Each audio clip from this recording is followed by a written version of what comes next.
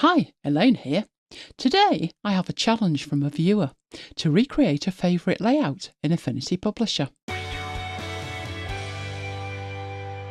The layout in question is a 30-day fitness plan, a scary workout regime like these. There were no rules for this one, but I've opted for an interesting data merge. This is where we're heading, and it won't take anything like as long as you might imagine, because we're going to get clever with several features of Affinity Publisher. Let's get started. I've already created the basic starting point, which is A4, it's landscape. I've set 10mm margins on all four sides. I've added 2 pages to the file, but these are not facing pages because this entire layout is more of a poster style layout. I've done a little bit of pre-work. I've already added a document palette containing some global colours. I've created a couple of text styles, and I have some images ready to use. But the first thing we're going to do is head to the master page. I have a single master page in this file because we need to set up our basic layout. Doing that on the master page ensures it will ripple through to both of the standard content pages. Up to the View menu and down to Guides. Inside the Guides dialog box, I need 5 columns and 5 rows. You can either drag the slider or you can click and type 5. A gutter of 8.5mm is far too much. I'm going to take that down to 2mm, and that's it. Those are the column guides that we'll be using. I can close that at that stage, and because I've added it to the master page, that should ripple through to both of the other pages. And indeed, as we navigate to them, you can see it does. I will close the master page view at that point. That is all I need. And heading back to page 1. First thing I need to do in the content pages is to create a single completed day block, which is made up of 2 rounded rectangles. Using the rounded rectangle tool, creating that first one here. The width is the width of one of the column guides, and I happen to know that the height needs to be 5.6mm, which means that the other block can be 30mm. Zoom in so I can see that a little bit better. Might as well, at this stage, duplicate the one I have. Drag it down to the bottom and then make sure that it is 30mm. I am 0.5 short. And move it into place. Now, at this stage, it's the wrong colour. It needs to be the block background. Also, the corner rounding doesn't match. Now, I can double click on a shape and drag this out to make sure it's absolutely accurate. What I'm going to do with it is move the grey shape upwards. Using the zoom tool, I will draw around that, and then double clicking the shape again. At this level of zoom, I can be absolutely sure that that matches perfectly. And then double click on that to zoom back out and move it back into place, like that. We now have one day block. Selecting those 2 elements, I'm going to group them together. Might as well call that day block while I'm at it. And let's see the whole page. The next step I'm going to perform is completely optional, and if you've watched a lot of my videos, you should know what it's going to be. Making sure I have the object selected, and using the Studio Link feature to switch to the designer persona, I'm going to make it a symbol because we're going to need 30 of these, and if I want to make changes to them, it's far easier to change a symbol. With it selected, just hit create and I have a day block symbol. If you don't have access to Affinity Designer, not a problem. While it makes life easier, it's not compulsory. Now, I need to consider the entire layout now, rather than a single day block. So what I'm going to do with my day block is move it off the page area. Now I can see that sitting on the background. It may be that you can't. There is a toggle for that, which is the / key. With the view toggled off, if I clicked away, you wouldn't be able to see it at all. You would have no idea it was there. Hit / again and you can see it. So if you want to have elements but not have them on the canvas in your way, and you move them but then you can't see them, use that / key. Right, so the layout that I need here, I've got some markers for the content, so I'm just going to toggle those on. All these are shapes, and I only added them so I know what areas I have available to add my data merge layouts to. I've done exactly the same for page 2. where I will only need 2 data merge layouts. But what you're looking at is, if it's the cyan colour, it's going to have other content in it. If it has the grey background, it's going to need a data merge layout. Starting in the top right-hand corner with my data merge layout.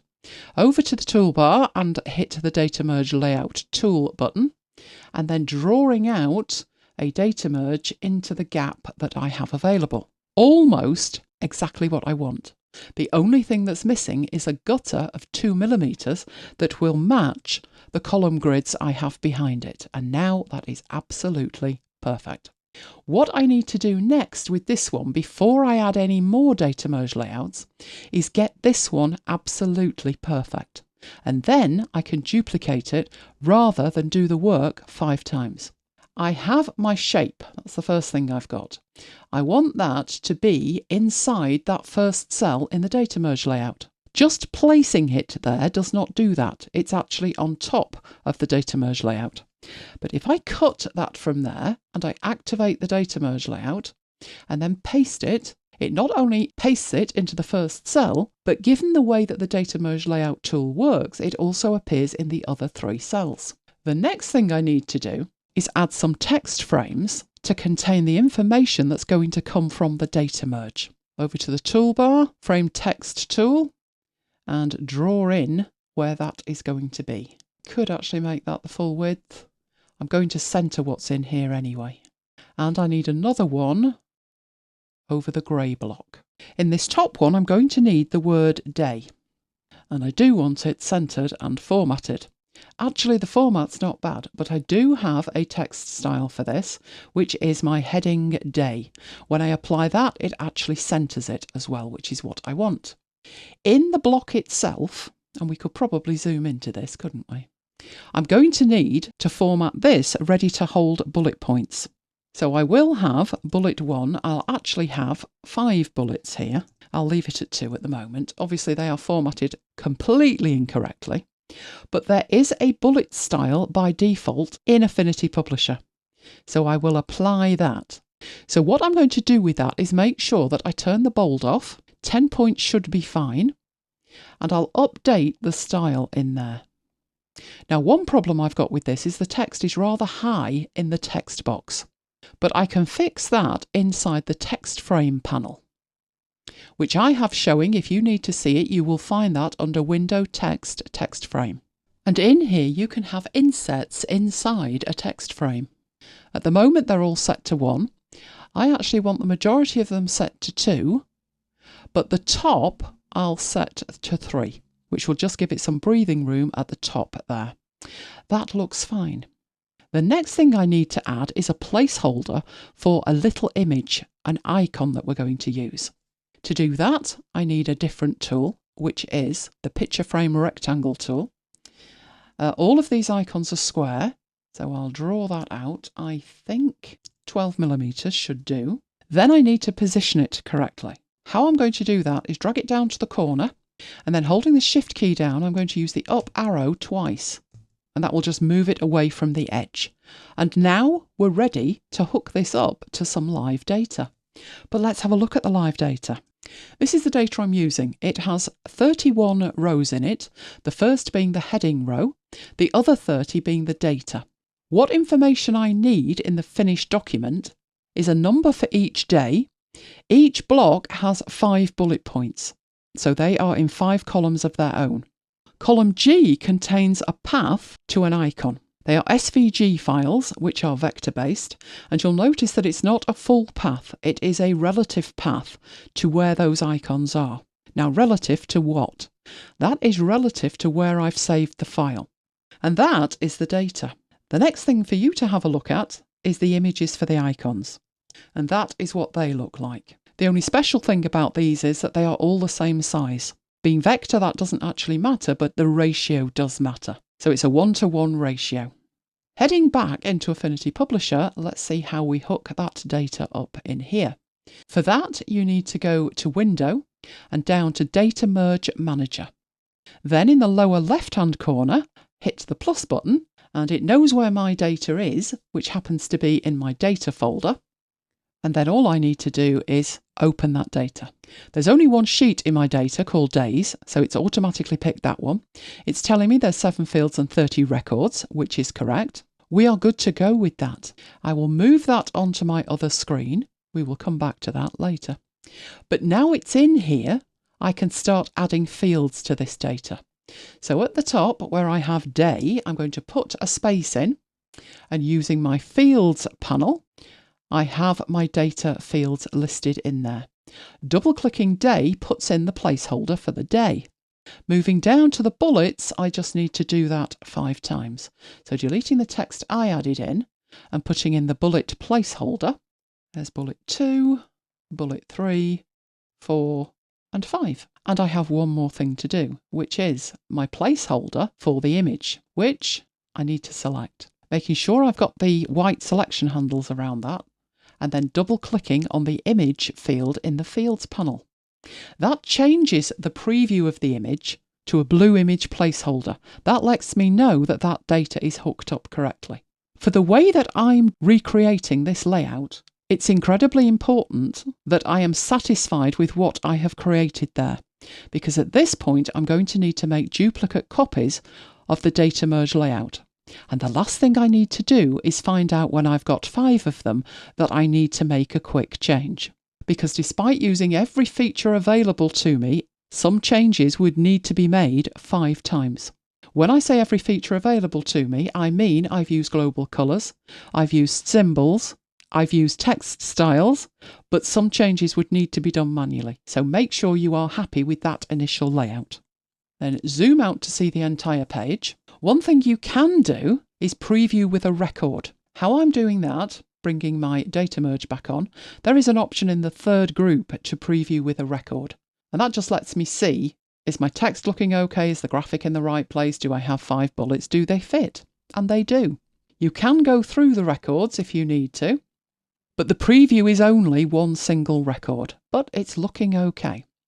So moving my data merge dialog again, the next thing I need to do is to copy that data merge layout.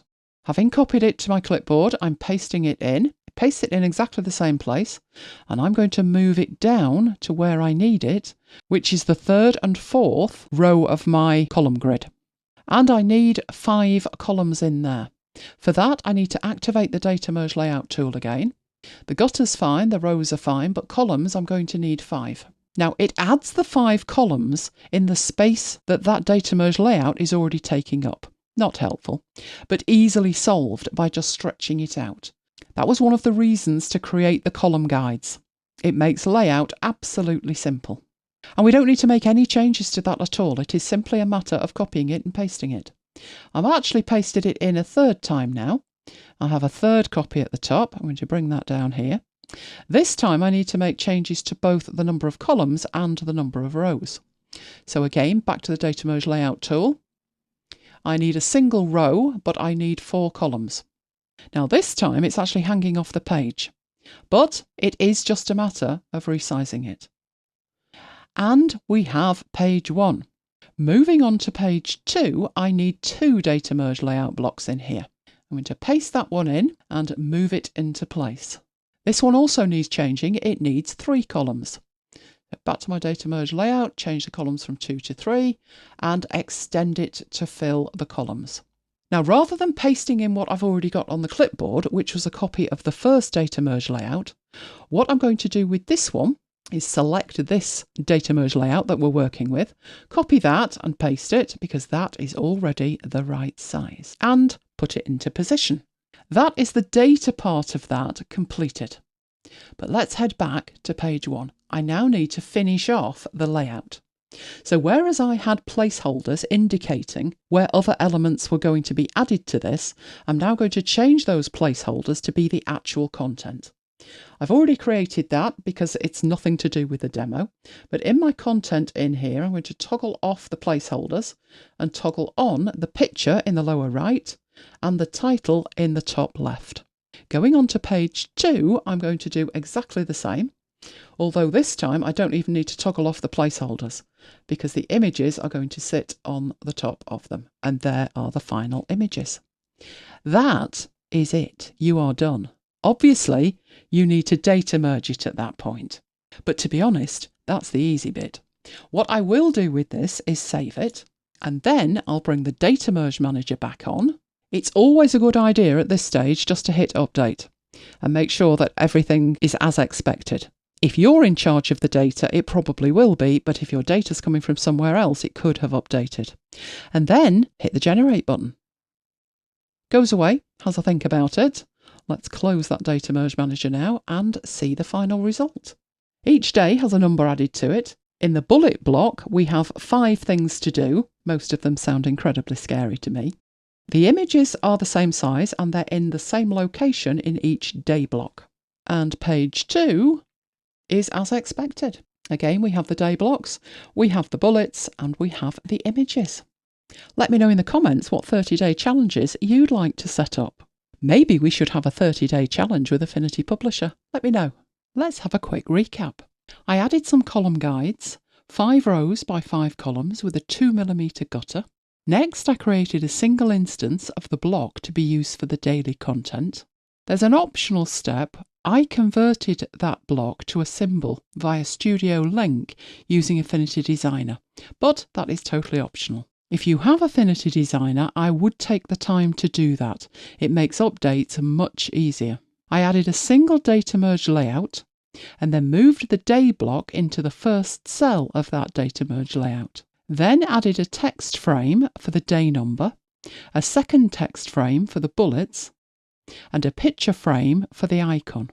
Then linked to the data source and added the required fields to the frames I added previously. Once that first data merge layout was complete, I duplicated it, adjusting the number of rows and columns as required for the remainder of the layout. The final steps were adding the heading on the first page and images on the first page and second page, and then finally running the data merge to generate the output file. If you want new tutorials and tips and tricks on a regular basis, check out my free training at elainegiles.com/VIP. Hit the subscribe button and notification bell so you don't miss future tutorials. And if you have any requests for specific tutorials, be sure to contact me. I would love to hear from you. Thanks for watching and see you next time.